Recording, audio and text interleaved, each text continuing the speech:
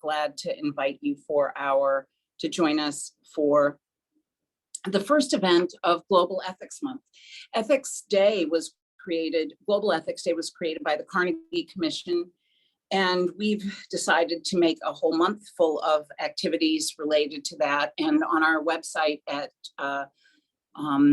the Ethics and Policy Office, you can see a variety of events that are designed to meet the interests of the public, of professionals, folks within the university setting, and also our students. So please do take a look at those. I'm sure at some point in the conversation, Brent will put up the link so to make it easier for you to join.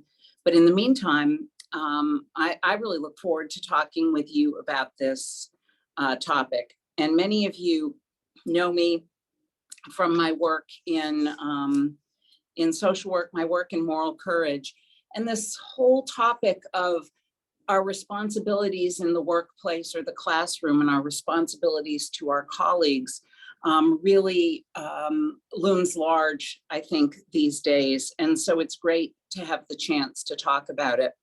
And as many of you know, especially those of you who've worked with me or who've been to my sessions in the past, I present this not as someone who's arrived at the destination of moral courage and sort of trying to lead the way, but rather as a fellow traveler on the journey of moral courage. And so I want to be clear that the things I'm sharing today are issues with which I've struggled and continue to struggle as a colleague, as a member of workplace teams, and as a friend and peer as well. Brent, if you can switch to the next slide, thank you. So just what we'll do in the time together today, I'll talk about sort of my definition of colleagues for the session or for the purposes of this workshop. And then I'll talk about some of the ethical issues that we find arising in the workplace or the classroom. I'll share some guidance for decision-making and for action, because knowing the right thing to do isn't enough. We have to be able to do the right thing. And I'll talk a little bit about right versus right dilemmas, Kidder's paradigm, and about moral courage. So really grateful to have the chance to talk. I invite your questions and comments. Brent will help sort them and bring them to my attention so that I make sure I get to them in the time that we have available.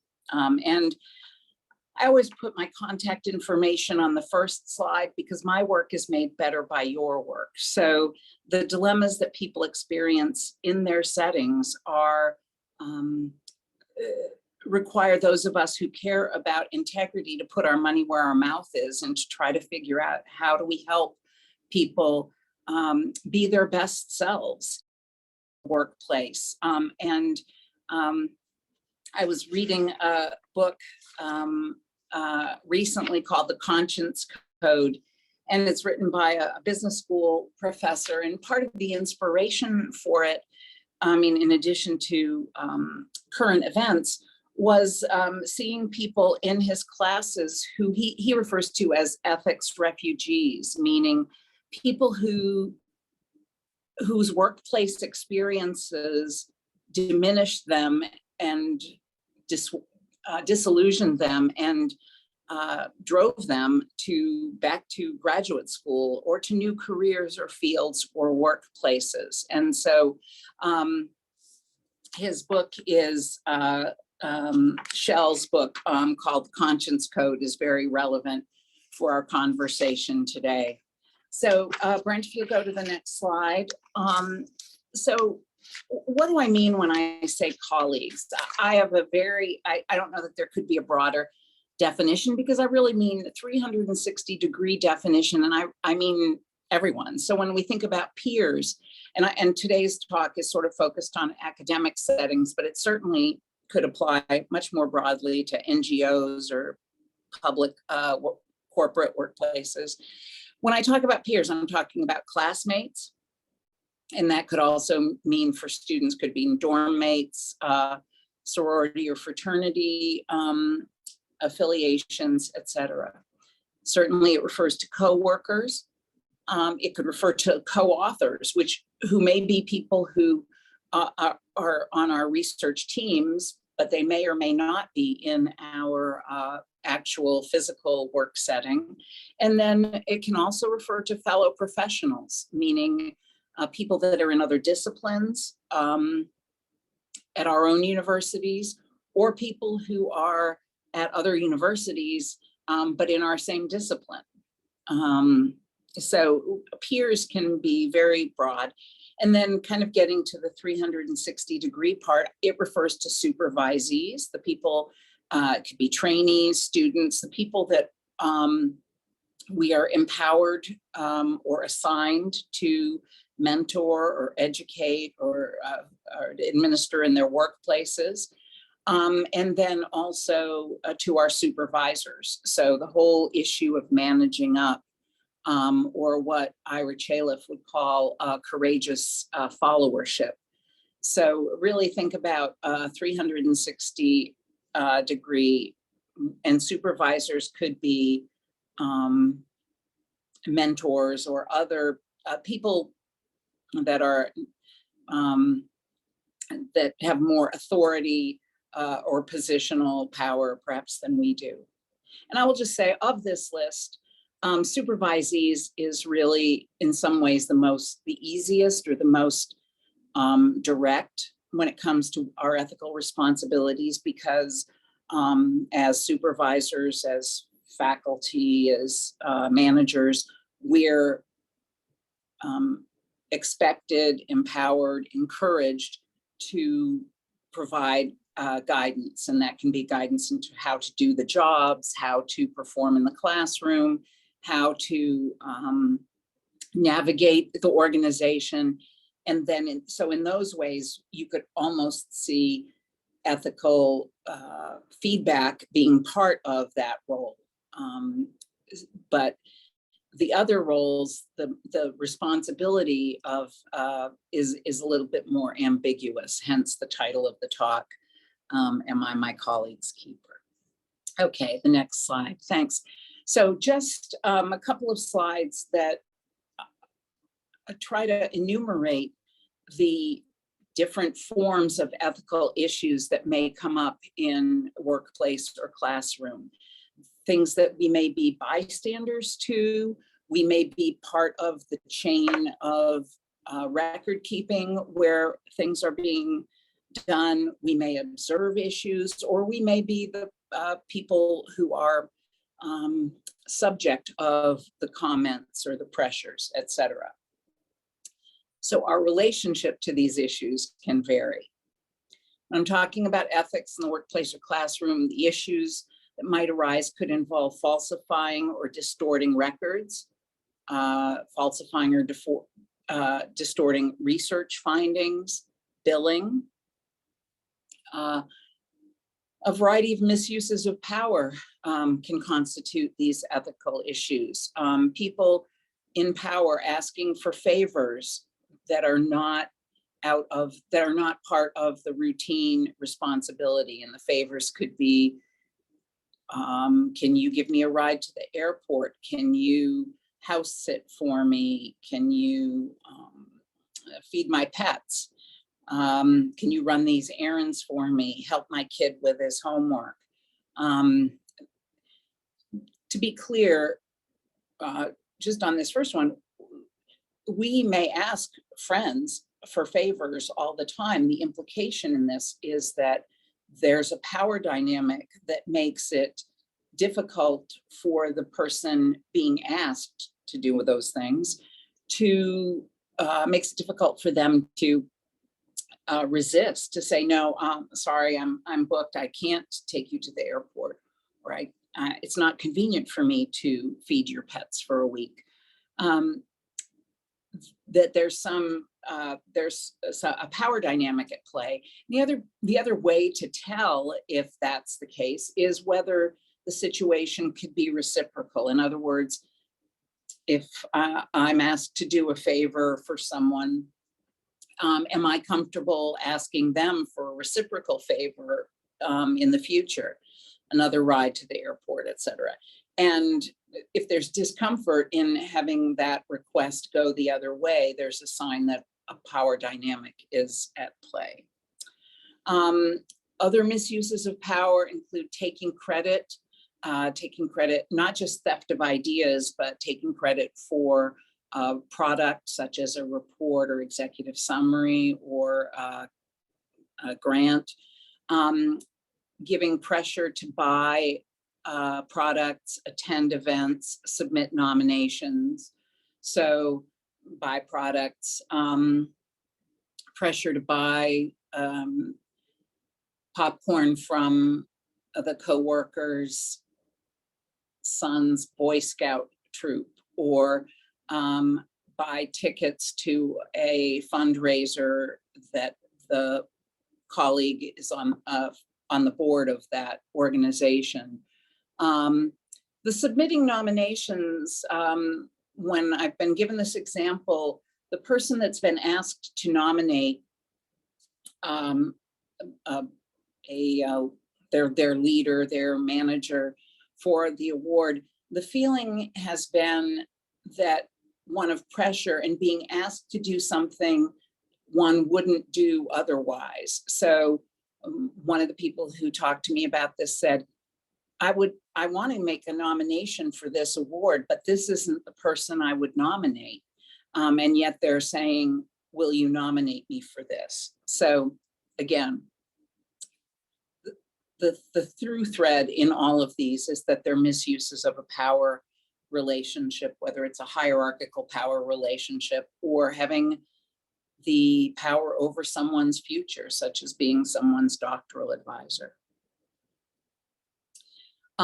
Ethics also arrives in hostile work environments, in microaggressions, subtle put downs, behavior that diminishes people's dignity and respect. And again, the key here is that it's a pattern.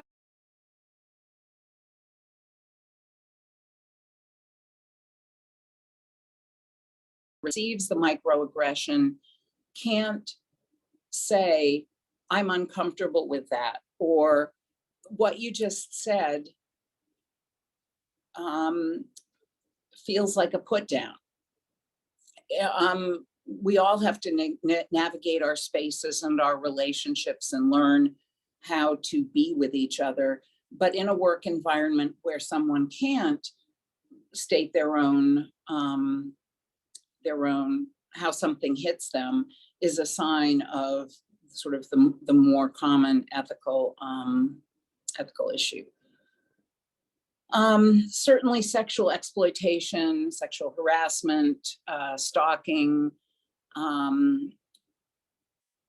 exploitation even in consensual relationships is a workplace problem, both for the people involved and for the team members and the surround. Sorry, if you go back, thanks, Craig. And dual relationships, what we mean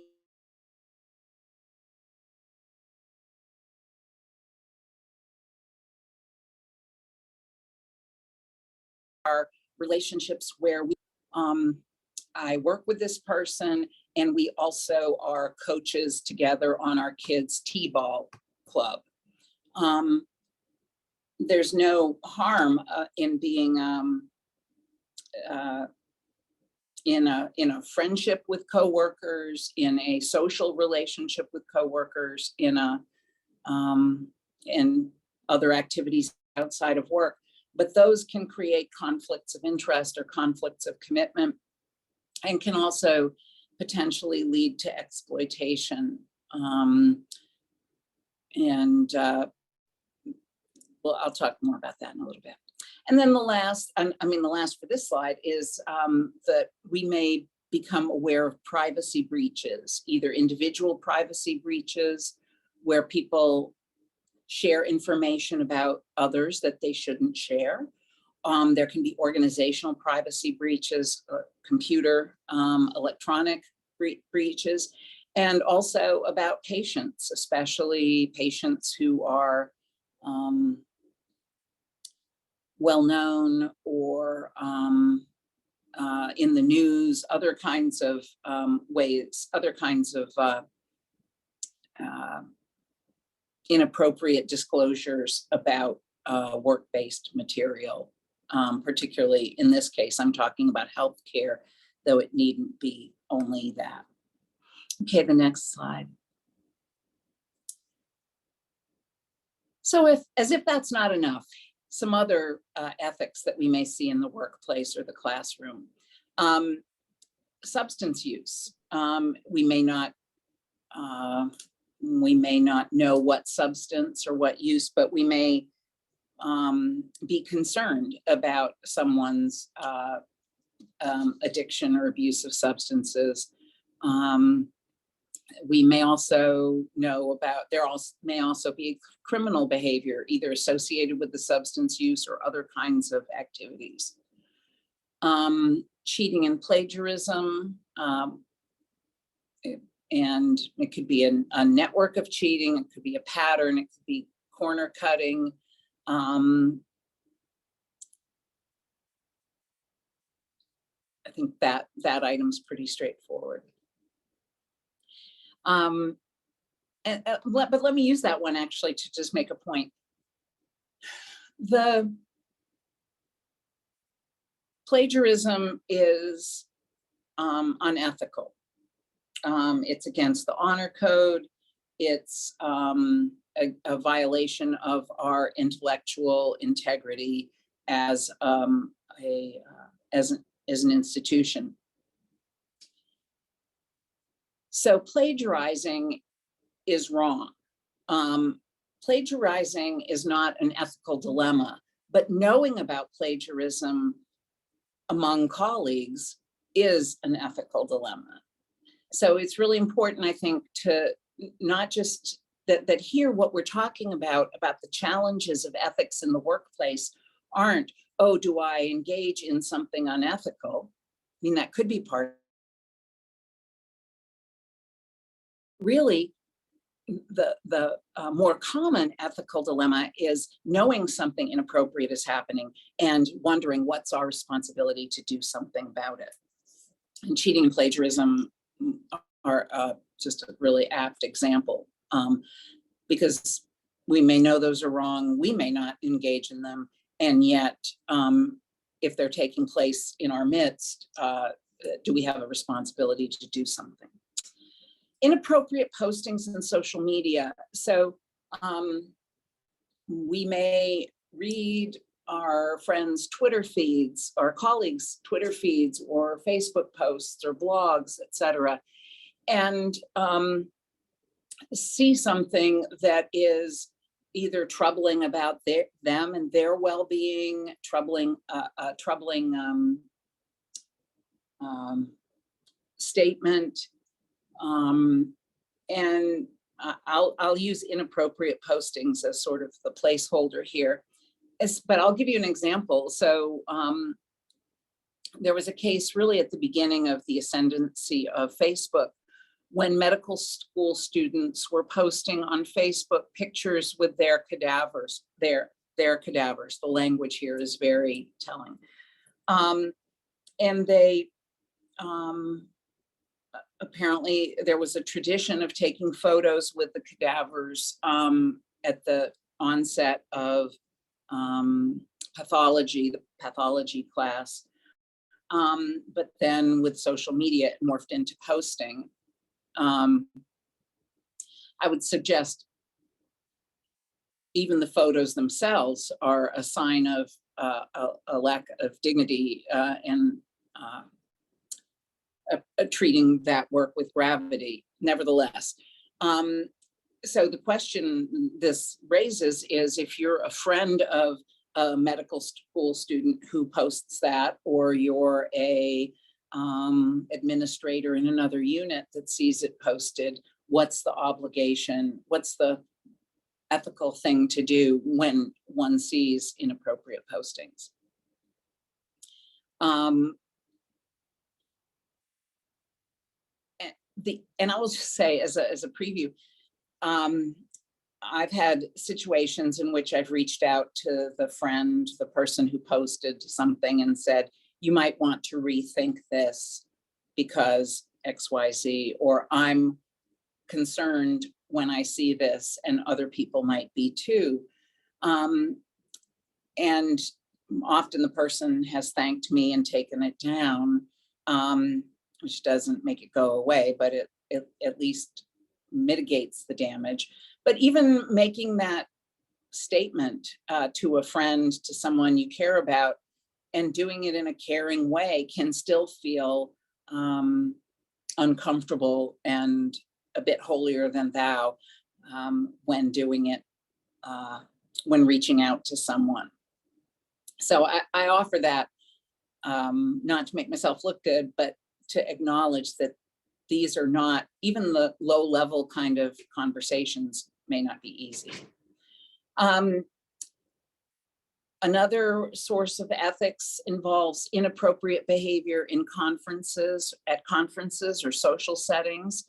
The literature is filled with cases that come from misbehavior at the holiday party, or during a field outing, or an international trip, an international study trip.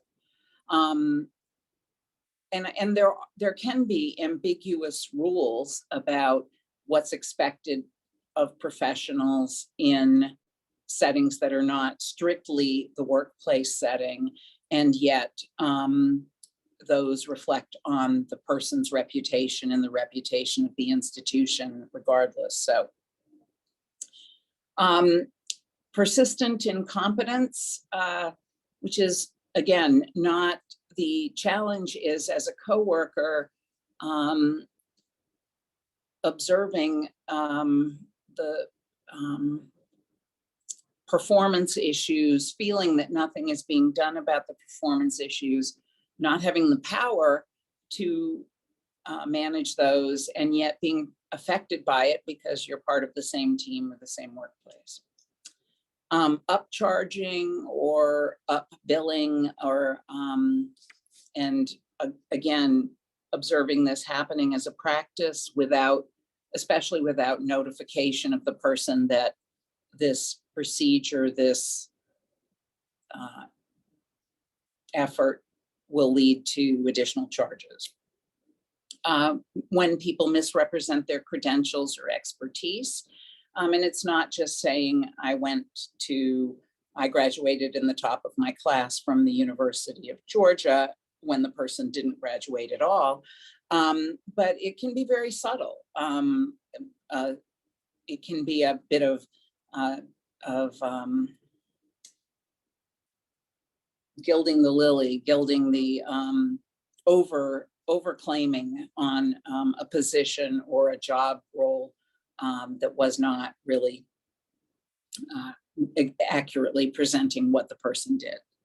And then last, nepotism and conflicts of interest. And nepotism is challenging even when it's approved by,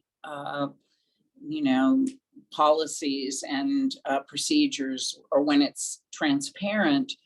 It still can be difficult because it can affect the way the team interacts if there's a feeling that someone is quote unquote protected, or there because of their personal relationship rather than their merits.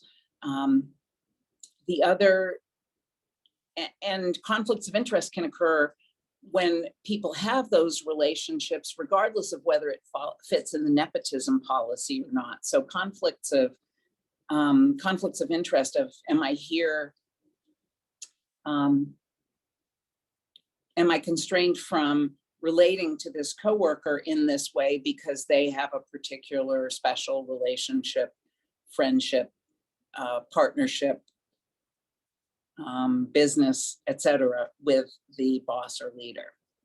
This is quite a robust list, and perhaps you all could add to it. If folks have examples, you're welcome to put them in the chat, or if there are some that particularly resonate for you, you're welcome to put them in the chat. If we were in a if we were in an in-person setting, I'd ask for a little discussion about this at this point, but hopefully it began to spur some ideas or examples in your mind. Brent, if you'll go to the next slide.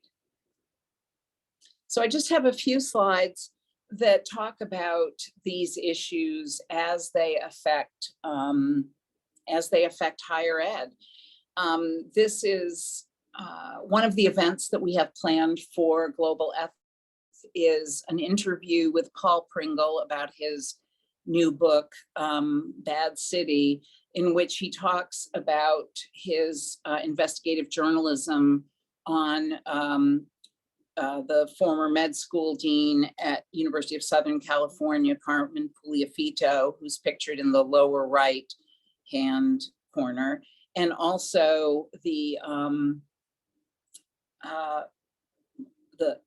what ended up being a Pulitzer Prize winning story, revealing the decades of misconduct by George Tyndall, who's pictured in the top right, a gynecologist at the University of Southern California who ritually abused his patients, young women seeking help at the campus health service there. So Pringle's book, it'll be fun to talk with him about it. And although his work, because he's based in LA, involves the University of Southern California, every university is challenged in some way or another by, if not these issues, other issues. The next slide just recognizes that the Me Too movement is still alive and well, and that universities are not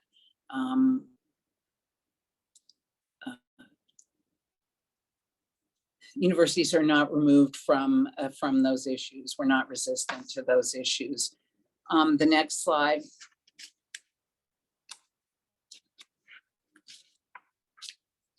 And in our own university, we've had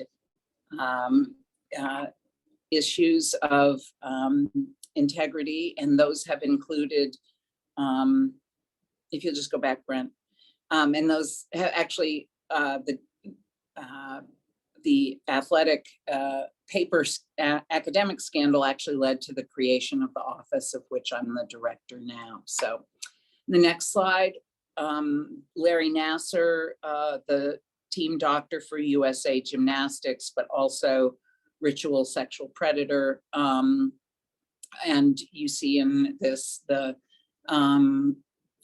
well-known members of the USA women's gymnastic team testifying to Congress about the FBI's failures to investigate, and the fact that after they did get interviewed by the FBI about their concerns about Nasser, he continued to abuse women amid inaction by the FBI. The next. And faculty incivility, you can Google it, there are books about it. It's sometimes called mobbing or bullying, faculty bullying.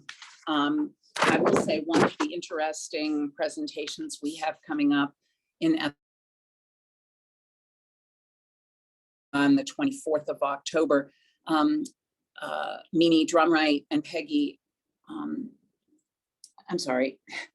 Mimi Drumright and Peggy Cunningham will come and talk about their work on networks of incivility, networks of complicity, and why universities are particularly prone to having ongoing unethical behaviors that are sort of open secrets and fail to act on them. So it should be a very interesting talk, and I look forward to it. And that will be on the 24th of October, noon to 1:30. And so obviously I gave you the list, but there are many examples pretty much daily. So why don't we do what we know to be the right thing? The Harvard Business Review entitled their article, "Why Ethical People Make Unethical Choices." Unethical in this context seems kind of harsh. I might think that we display, when we fail to do the right thing, when we fail to do the thing we know is right, it may be because we have ethical cowardice, or we are reluctant, we're passive. But far be it from me to disagree with the HBR. So what do they say? And this will ring true, I think, to all of us. Why don't we speak up when we see something problematic? Well, it can be psychologically unsafe. It can be, and some would say it can also be physically unsafe, and it can be unsafe for people's careers and their scholarship and their futures in the academy to speak up. But the psychological unsafety can come from the fear of being mobbed, of being marked as a disgruntled employee, or as someone who just isn't cool and can't take a joke. I mean, there are a lot of ways in which environments are made unsafe or unwelcoming for folks to speak up, even speaking up to own our own interests and boundaries. And I'll take a little opportunity to say this here. What we're talking about is not whistleblowing, or if it's whistleblowing is at the very end of a process. It's the very rare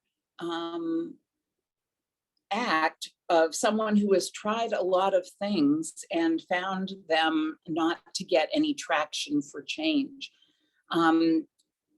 But people who are concerned about unethical behavior in the workplace, even people who want the Conscience Code book, Shell talks about it as people of conscience. So it's not somebody who wants to necessarily raise a ruckus, dismantle the hierarchy. They want it to be a place that's not toxic to work. They want it to be a place where they don't have to constantly subjugate their morals to behavior that they know isn't right. And so part of why I'm taking this little diversion to say this here is because it's too easy to think, oh, what we're talking about is whistleblowing, when really what we're talking about is just owning, being able to set boundaries and to negotiate terms of what kind of workplace or classroom environment or office environment we want to live in. So the unsafety can come from a lot of different aspects. Another reason people make unethical choices, or they fail to do the right thing, if you will, is when there's excessive pressure to reach unrealistic performance targets. And I'm more and more sensitized to this. This article came out before COVID, but I think the discussion,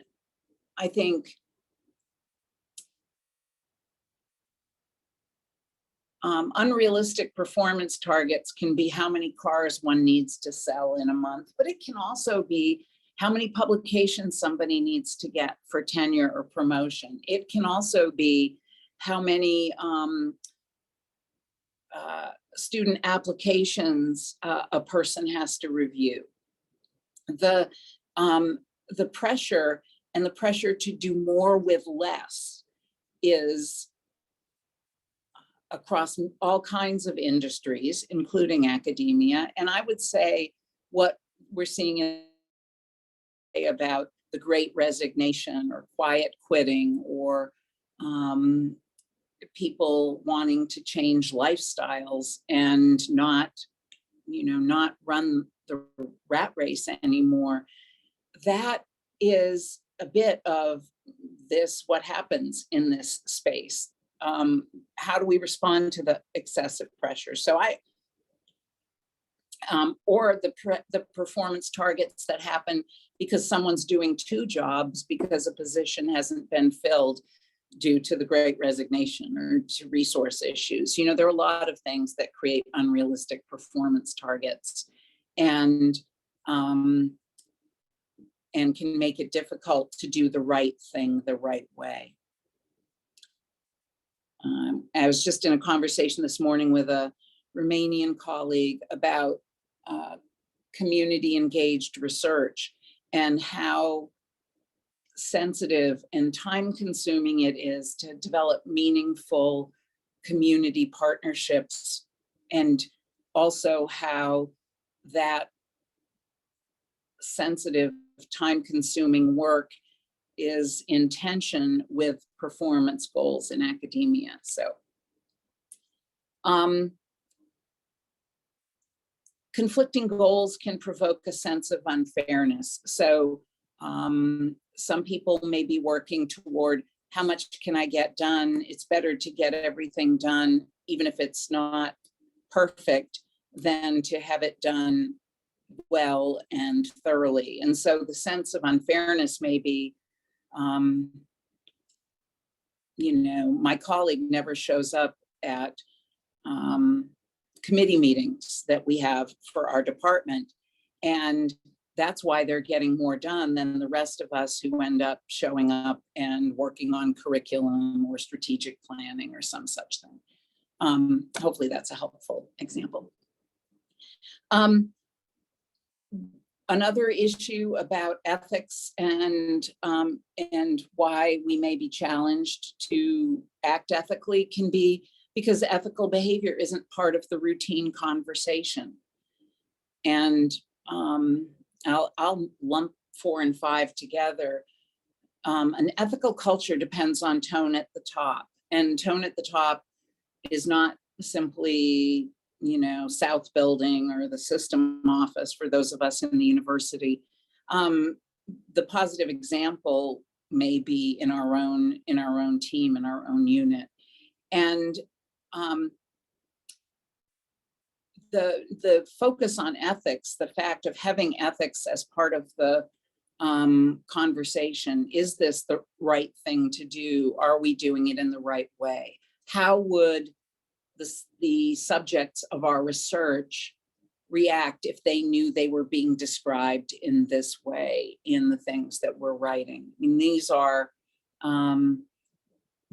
ethical conversations, even if the word ethics isn't being used. And I'll just say, I'm one of the point people for our university's anonymous hotline system. And in the recent benchmark report about ethics and compliance in organizations, that 4 and 5 were really part of what's expected. If you're going to have integrity in an organization, it needs to be part of the conversation. It needs to be in the room, both by example and by discussion. Okay, if you'll go to the next slide. Here are just some other things. Here are some other reasons why it's difficult to act. And I'm a bit repeating some of the previous slides, but I won't dwell on this except for people may have fear. Again, fear of losing their job, fear of if I alienate this advisor is going to be on study sections, peer reviewer for conferences, peer reviewer for journals or book contracts. If I try to stand up for myself with this person, I will be carved out of the herd, and I can't afford that at this stage of my career. So fear can take a lot of different stands, a lot of different visions.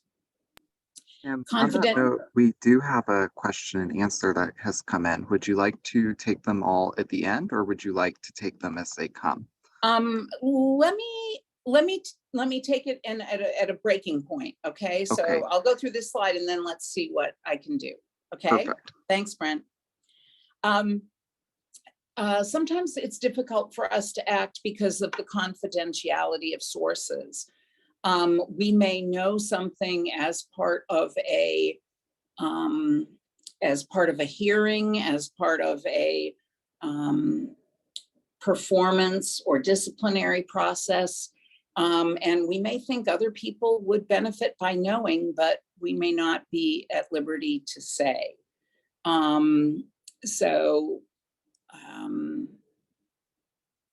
That's a bit of loyalty to the confidentiality of a process, but also the truth, the feeling that truth should be spoken. Power dynamics, I think we've kicked those around quite effectively, so I won't belabor that. Loyalty. Sometimes people don't speak up in the workplace or in the classroom because of the worry about harms to the colleague. I can't tell you how many times I've heard, and not simply in this job, but in others, I don't want them to get in trouble. I just want the behavior to stop. Or I don't want to shame them, but I don't want them to get into trouble if somebody else hears how they're talking or what they're struggling with or how they're behaving. And loyalty and being caring about our colleagues and our classmates is admirable, but it can also be a silencing mechanism. Sometimes teams don't act because of how they interpret the behavior. And again, so many examples in, pick a scandal, pick an event. Sometimes people don't speak up because of disbelief. That can't be true. This isn't the person I know. It must be something else. It can't be that they've engaged in this behavior you're telling me about, or that I'm witnessing. Differences across disciplines. So people may say, well, I would never do that, that would never be okay in chemistry, but I can't speak for the humanities. I'm just giving a couple examples. Pick your choice, but it's this sort of trying to interpret, are there contextual ethics, or are there common standards across units and across disciplinary boundaries? I see that one often in sort of social and conference behavior. Some disciplines, some associations have a higher tolerance for raucous, raunchy behavior than others do in their kinds of conference settings. And I guess the question should be, if it's troubling, it's probably troubling irrespective of whether it's a norm at a particular group or not. And then another issue with interpretation of behavior is when there's disagreement about the importance of standards or the existence of standards. People will say, well, is there a policy about inappropriate behavior between peers at conferences, or fraternization among peers at conferences? If people often look to policy as if it's the answer, when really people's own ethical codes, people's own consciences are a litmus test. I think integrity has to fill the space that policies will never be able to fill. Vague obligations is another reason people don't act. I didn't hire them. I am not their supervisor. Why should I speak up about what they're doing? Or I'm new to this unit. Maybe they know best about how the statistics get, how the findings get described on this manuscript. So I think a lot of this workshop is about vague obligations, which I would say we have obligations to each other because we are part of the same team, we represent the same professions and institution, and we work in the same space and need to make it the best space it can be, and therefore comes an obligation. Maybe I should have said that at the beginning.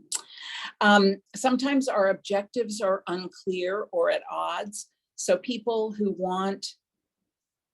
just want the behavior to stop and don't want the person to get into trouble, those may be incompatible objectives because it may take the person being disciplined for the behavior to stop. And so the objectives of, is my objective simply to educate somebody that the terminology they're using to refer to a particular subgroup is not used anymore? Or is my objective to get them to change other behaviors? So. And then the last thing has to do with futility. A lot of things go on for a long time because people in the past have tried to change things and failed. And so often in the case of a scandal, you'll hear, we try, so-and-so spoke up about this and they just finally gave up and quit and went to another institution. Or, yeah, this person spoke up and they haven't been promoted to a supervisor position since. We see sort of effects of retaliation. Everybody knows this is going on and nothing ever changes, would be the rhetoric.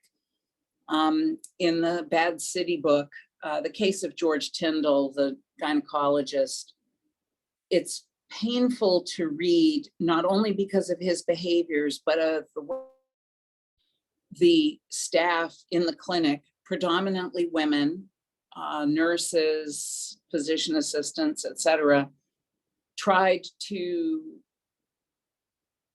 work around him after making reports didn't help. So they would say to the students coming in to make appointments, oh, you should see this person, not that person. Or are you sure you want to see Dr. Tyndall? I mean, you see an effort that, since past efforts haven't worked, the way that the workplace twists itself inside and out to try to mitigate the damage of the person that they haven't been able to deal with. Let me, before I go to the next slide about moral distress, let me, Brent, if there are questions or comments, I'd love to hear them. Sure. Would you like me to, so the first one we have is from Kim Stahl, and it fits very well with the topic that we're discussing. So thanks, Kim. So Kim said, we see a lot of examples of people speaking up and not being believed. It may seem pointless to try, just a lack of power in the situation. I've also talked with more than one person who didn't want to report something because they see the violation as minor, but the likely repercussions would be disproportionate. They would want something proportionate, and if that isn't possible, they prefer to let the unethical behavior go. Fantastic commentary, and all too real. And I particularly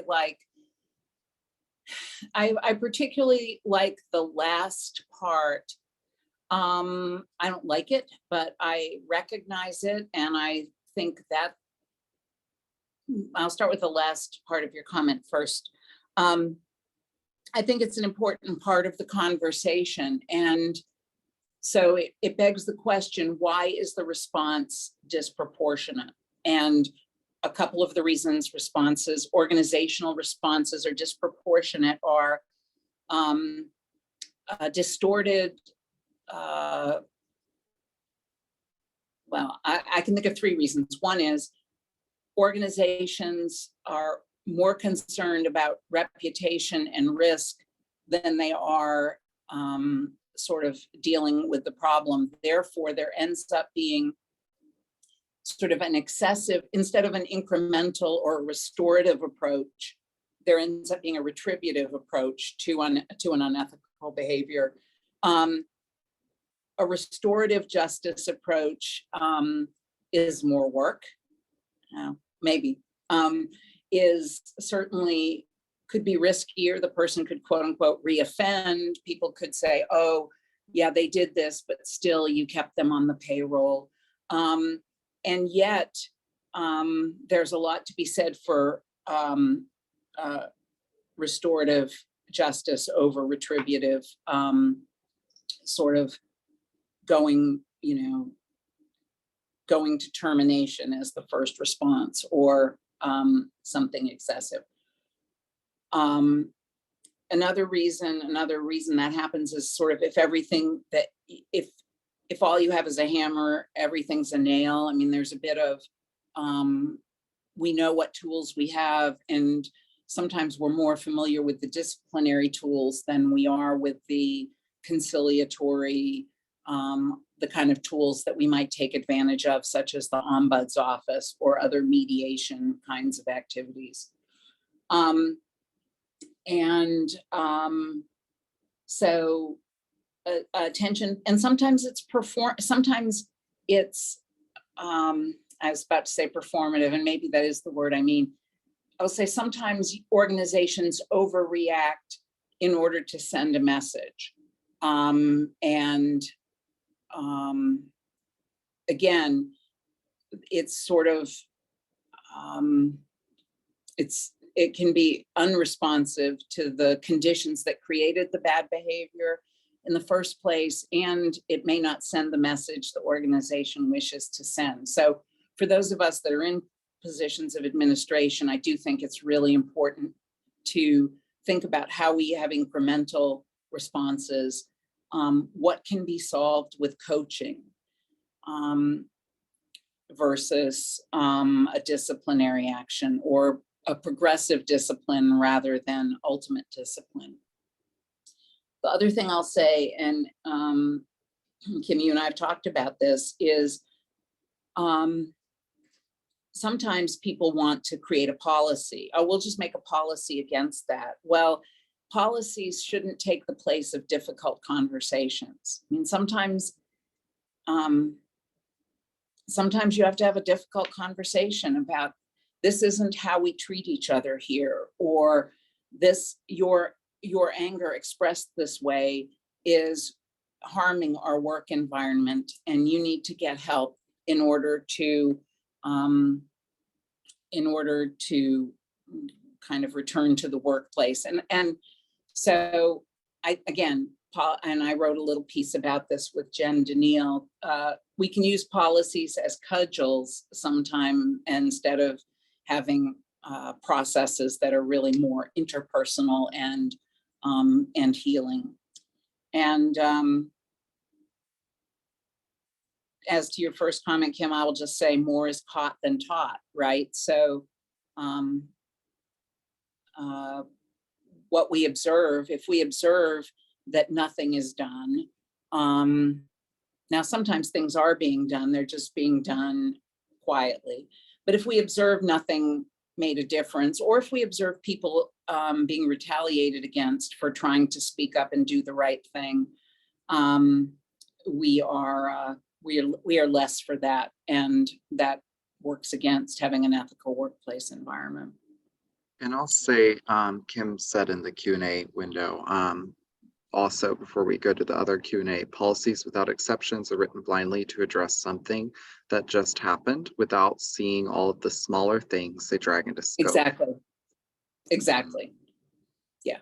It's, killing a mouse with a cannon, no offense to mice.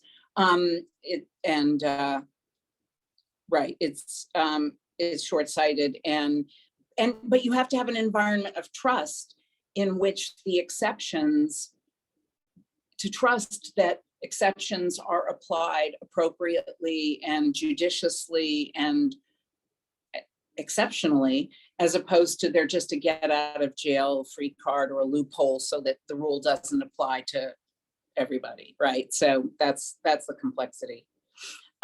Great, next, Brent. Sure. So the other question and answer, anonymous attendee noted that they have 2 degrees from UNC, and they shared that they really had a difficult experience in the nursing program with the nursing instructors, and just that it was difficult because at that time, a decade ago or so, there wasn't any way to report the behavior anonymously from what they knew, and that it really, embodied nurses eat their young, and it was a very, distressing experience for that person. So thank you for sharing that with us. Well, and yes, thank you. And we can always, even when there are mechanisms for reporting, we can always do better. And the whole, I laughed at the people eating their young, because we're seeing a history of, or more and more sort of literature discussion about people not wanting to continue in academia or wanting to get their degrees, but then work outside of academia because what they observe in their in the senior people in their field is not a lifestyle they want to sustain. And the other phenomenon that your comment refers to, I think, is also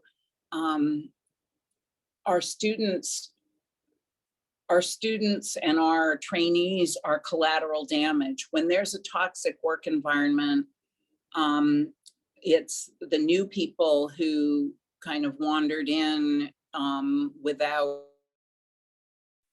because they needed to be here, or they felt, I know it's a contentious team, but still they're great rainmakers, et cetera. I mean, there's a lot of ways in which the least powerful, and I include staff in that, can be the collateral damage.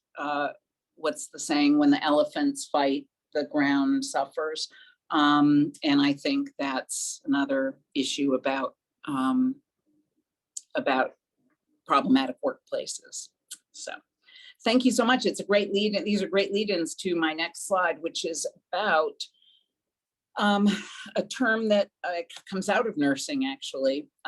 Yeah, Brent, if you'll change the slide, is moral distress. And this was coined in the 80s by Theimann and has really kind of taken off because it resonates with people. And moral distress occurs, I mean, there are a variety of definitions, but the definition that relates to what we're talking about today is that moral distress occurs when a person knows the ethically correct thing to do, but is constrained either by internal or external factors from doing so. So it could be their own internal fear, for example, might keep them from speaking up, or an external factor might. And it could be the leadership supports the bad behavior, or there are the workplace pressures keep them from doing the right thing the right way. I think, yeah, so it's knowing the right thing to do, but being unable to do it. And so the moral distress, which a colleague of mine, a friend from Finland, has written about as work-related moral suffering in her research on child welfare. Really what we're talking about are a variety of emotional, psychological, physical, and spiritual effects of this phenomenon. And so, this is not a comprehensive list, but some of the things that get reported are gastrointestinal problems, headaches, anxiety attacks, depression, hopelessness, anger, shortened fuse of impatience, spiritual effects, hopelessness, and existential dread. The moral distress, moral suffering also has organizational and workforce effects. We see people, that whole quiet quitting thing is a different way of talking about job withdrawal, where people say, I'm gonna go in 9 to 5, I'm gonna do my job, and I'm not doing anything more than what I can do in those 8 hours, no matter how much there is to do. Or people will say, I'm not going to go above and beyond. I'm never volunteering for anything extra. Or I will work toward my job description, not to the job as it has become. So you see organizational and workforce effects as people constrict and constrain themselves, and also as they become really cynical about the importance of their work or their capacity to exercise control over it. Moral residue is kind of the cumulative damage. It can be the after effect. So someone stands down and doesn't speak up in a moment where they see something troubling, just as an example. The moral residue is not sleeping that night because the thing's playing over and over in your head about what you wish you had said or what you wish you had done. That sort of moral residue. And I maintain that there are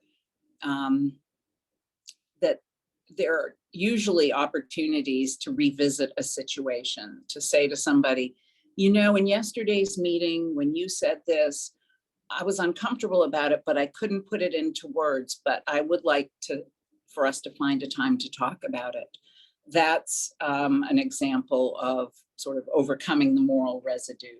But repeated incidents of not speaking up, of not living our conscience, obviously diminishes us as people and as employees.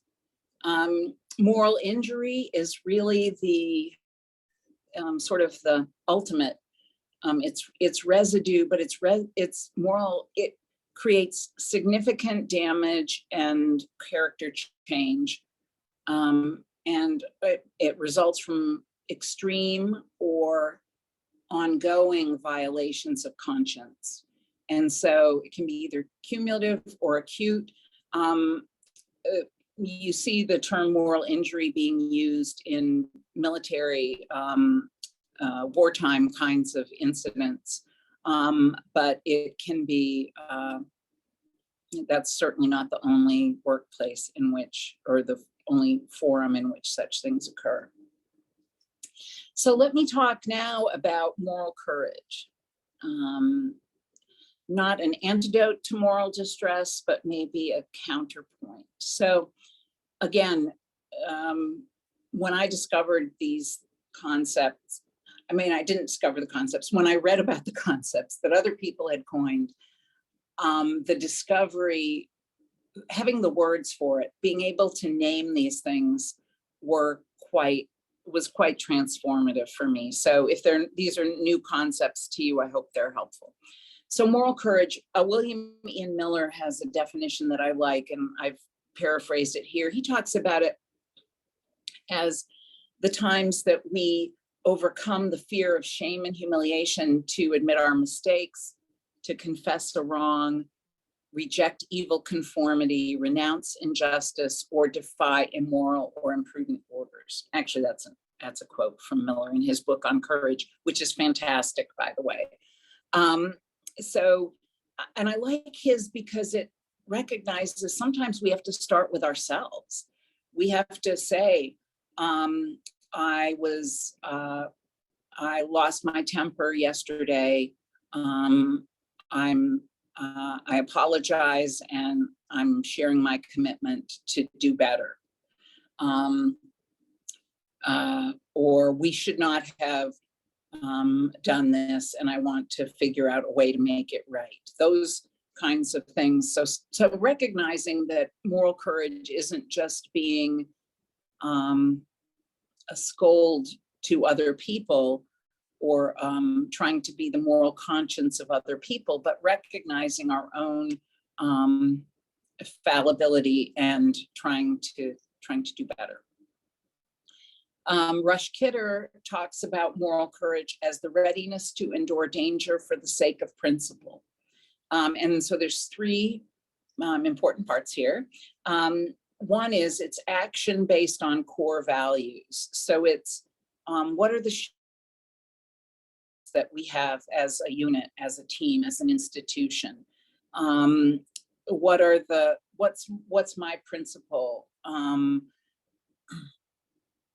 Bill George, whose book on authentic leadership is one that I really, really embrace. Bill George has written a book called True North, and it's about principles and principle-based leadership. And so action based on those core or shared values. Being aware of the risks. So recognizing, I know if I refuse to go along with backdating this patient documentation, I am going to upset my boss, and I may get in trouble for it. I may be fired or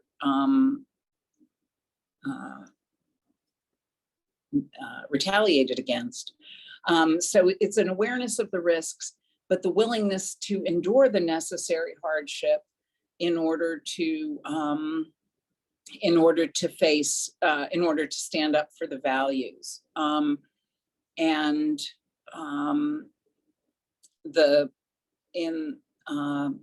The book Bad City, and we'll talk about this in our conversation with Paul Pringle, the folks who spoke up in both the Pugliafido and Tyndall cases were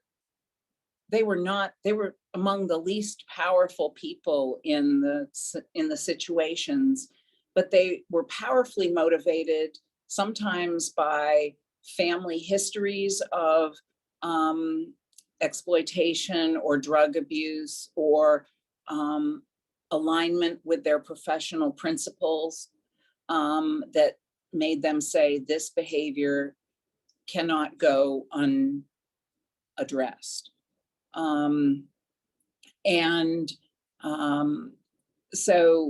And yet everyone that did that knew that they were that they might face some risk, and some of them did, as we'll talk about next week.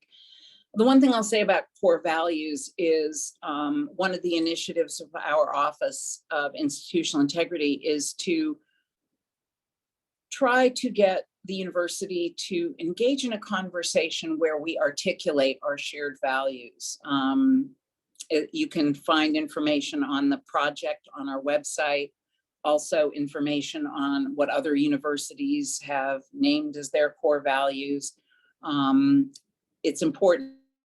This is how we want to be as an organization, to have certain values as touchstones for that, such as integrity, accountability, community, transparency. So that's a little preview of hopefully coming attractions.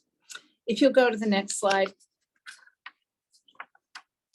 So how do we, and let me just say, don't go back to the previous slide, but yes, there can be a price paid for taking action, but there's also what George Shell has called the emotional cost of surrender. If you think about moral distress and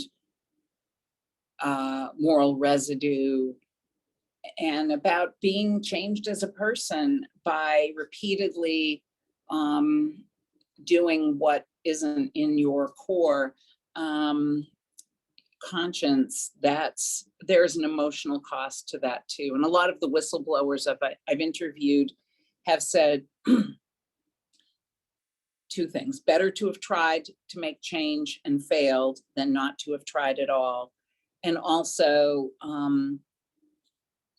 it helped me prioritize what's important in life and look my kids in the eye when I did something that on the face of it might have been career suicide, if you will.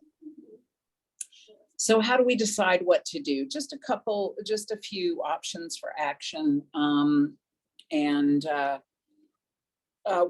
One is to be aware of what the issues are. So can we say, what's the principle that's being breached? It could just be respectful treatment of colleagues, fairness. It could be honesty. It may be laws or standards or policies being breached, but being able to say that is what it is that makes us uncomfortable, what it is that we would like to see changed. Assessing the evidence. And I put this in parentheses, in quotes, because people sometimes feel, I don't have enough evidence to say anything, or I need to have evidence. And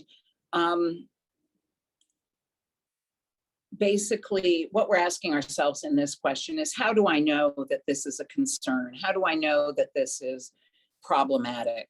And sometimes you don't know. All you know is the behavior, not necessarily the cause. And let me just give an example here. Let's say somebody, I will just say my first year teaching as an assistant professor, a student came to me and said that another professor was intoxicated in class, and in the afternoon class, and that the students were up in arms. They didn't want the professor grading their papers, et cetera. It was kind of beginning to become a thing. And part of what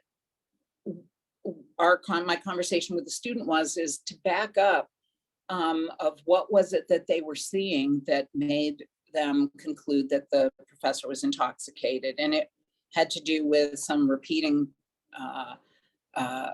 sentences, slurring their words, some other behaviors. And so part of what I tried to back the student up to was, what we're talking about is the situation behavior impact. SBI is a framework that the Center for Creative Leadership uses. You don't have to, we're not trying to prove that a faculty member is drinking, but what you want to do in articulating your concerns for the administration or whoever you're taking this to is, what was the situation? What did you observe, and how has it affected the class? That's what you want to focus on. I only say this because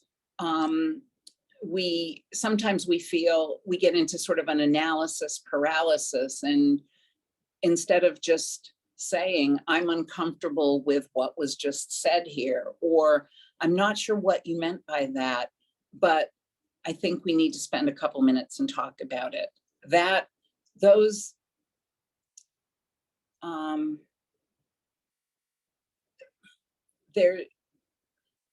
open the door for conversation without becoming a sort of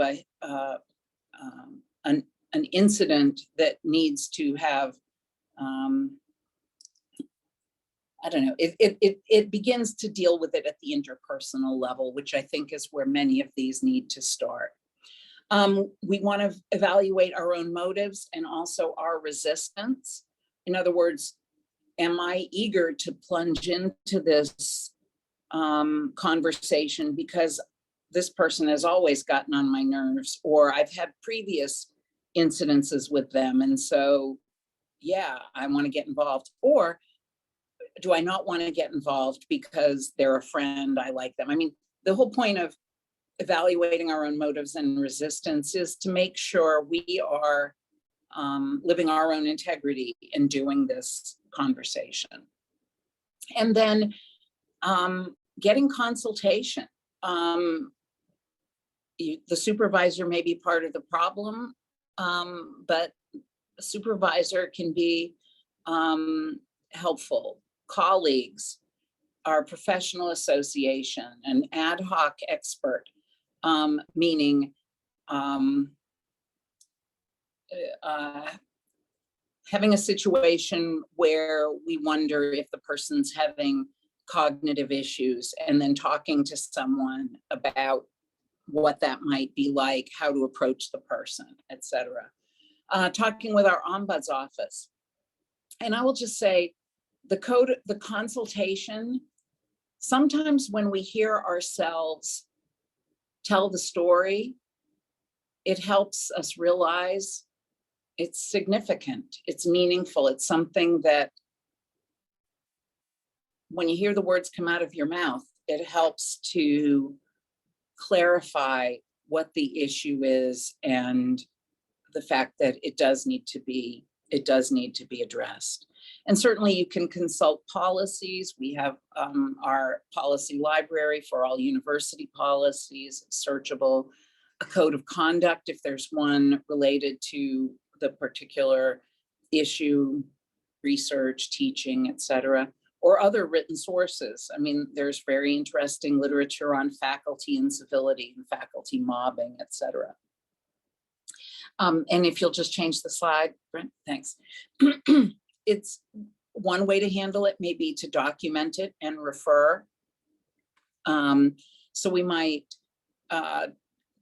talk to a colleague about our concern about their behavior and then make a referral to an administrator or our supervisor or their supervisor or a board. We might educate a vulnerable person about their rights and options. So if it's a student who comes to us, as in the case that I gave a few minutes ago, we can educate them about their rights and options. I always think it's good to prepare for the next time, and the closing the knowing doing gap sometimes is a matter of speaking up. And so there's a great Southern Poverty Law Center resource called Speaking Up, Responding to Everyday Acts of Bigotry. And then a resource that we've created in this office called Speak Up at Carolina, that talks about situations in the classroom, the workplace, the community, the office. And I will just say, vis-a-vis our Speak Up, we are always soliciting examples and examples of what might be said. You'll see in both of these resources, you'll be given a short vignette and then a variety of responses that are not just, oh, refer this to the person's supervisor or go to student affairs, but rather, how might you speak up in the moment? So take a look at that. And then approaching the person, the colleague or the classmate. And sometimes all we need is simple inquiry. Do you think that's appropriate? Or is it fair to handle this hiring decision this way? Is it appropriate to characterize the research findings in this way? Does this